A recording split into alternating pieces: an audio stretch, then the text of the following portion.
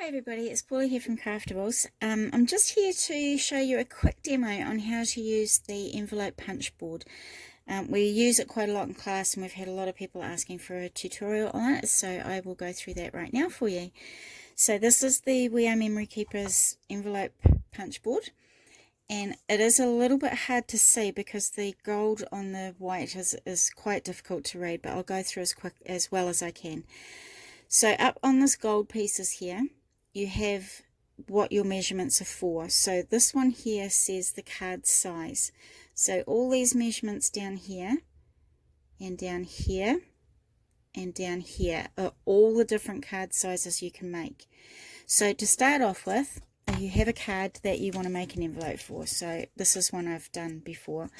So the first thing you do is to measure the size of your card. So I'm going to measure this one to about 4.5.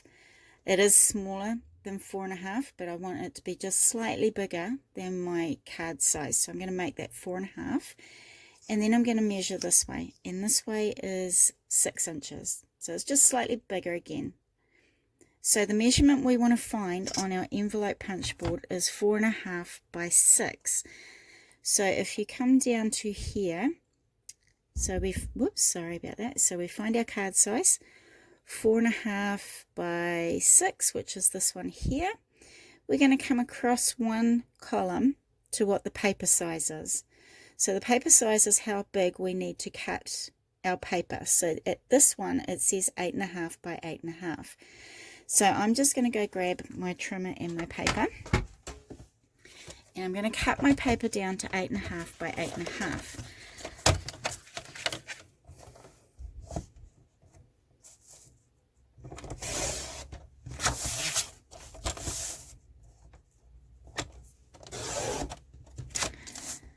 Alright, so we now have the right size for our envelope. So like I said here, so we'll just go back really quickly.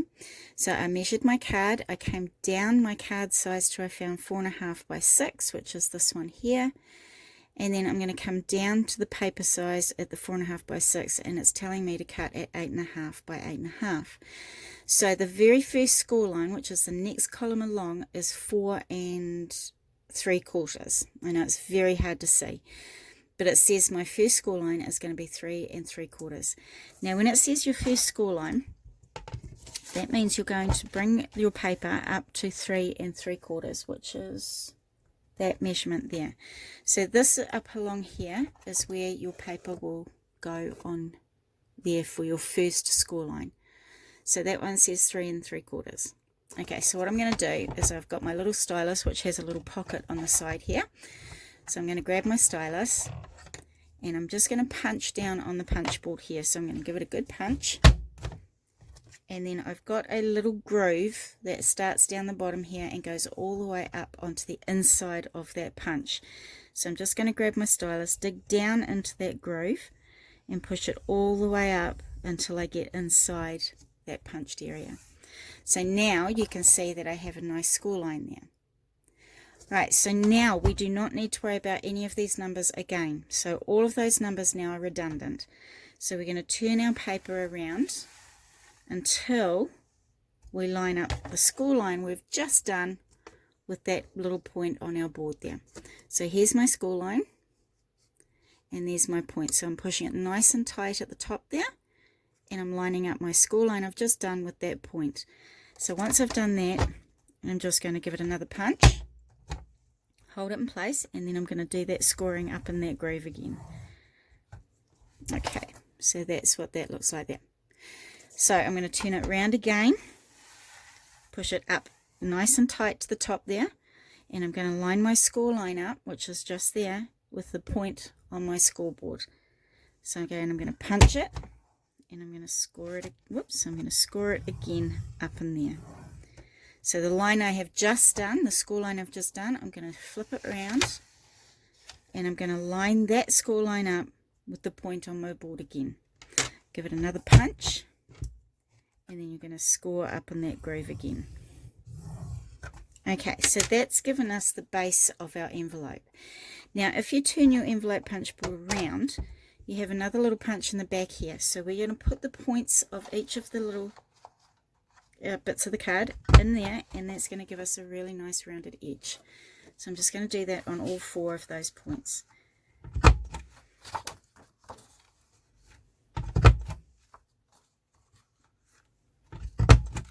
Okay, so now we have these beautiful rounded edges on our envelope. So that's the envelope punch board that we've now finished using. So to fold this up, we're going to fold it on the line that has the mountain fold on it. So if you can see where the score lines are, when you score a line, it has one side has a bit of an indent and one side has a little bit of a raised edge. We want to fold it so that the raised edge is facing you. So we're going to fold onto the raised edge like that. And I'm just going to give it a burnish down. Going to fold this side over as well. Fold this up, give it a burnish, and that one down, and burnish that one. So that's your envelope that you have there. So I'm just going to go ahead and I'm going to put some tape or some glue just down on these little flaps here so that I can fold my envelope up to make it nice and secure.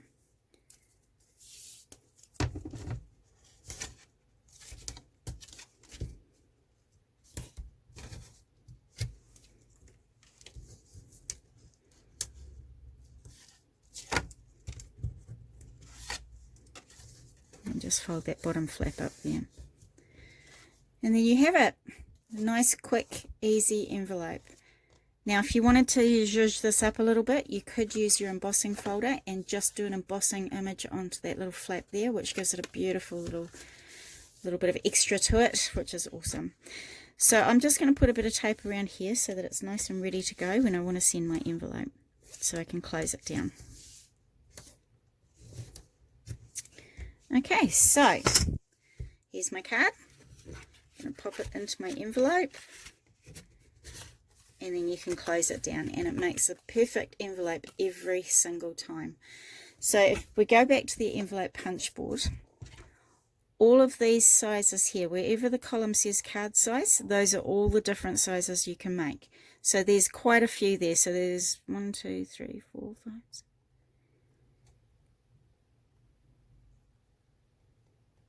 So there's 22 on each of those score lines. So that's a lot of envelopes you can make.